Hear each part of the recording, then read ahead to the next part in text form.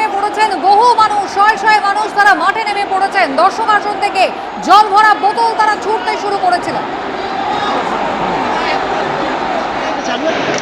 যে স্ট্রাকচার তৈরি করা হচ্ছিল অনুষ্ঠানের জন্য, ক্ষুব্ধ দর্শক তারা রীতিমতো ধাক্কা দিয়ে ভেঙে দিচ্ছেন সেই সমস্ত কনস্ট্রাকশন। দেখতে পাচ্ছেন একেবারে মাঠের ওপরে উল্টে পড়ে রয়েছে সেই সব কনস্ট্রাকশন।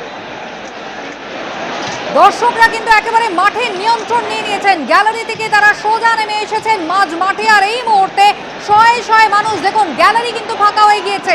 শয়ে শয়ে মানুষ ওই ব্যারিকেড টপকাচ্ছে, দেখুন ধাক্কা দিয়ে ফেলে দিচ্ছে। অনুষ্ঠানের জন্য যে স্ট্রাকচারগুলো তৈরি করা হয়েছিল সেই স্ট্রাকচারগুলো ধাক্কা দিয়ে ভেঙে ফেলে দিচ্ছেন ক্ষুব্ধ দর্শকরা।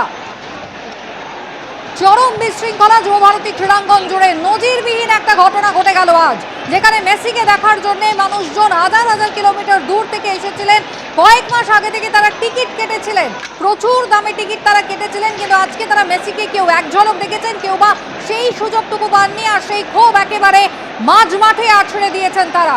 জলের বোতল একেবারে ছুঁড়তে শুরু করেছিলেন। আর তারপর যে সমস্ত স্ট্রাকচার তৈরি হচ্ছিল সেই সমস্তটা তারা লন্ডভন্ড করে দিয়েছেন। মাঝ মাঠে এই মুহূর্তে শয়ে শয়ে দর্শক।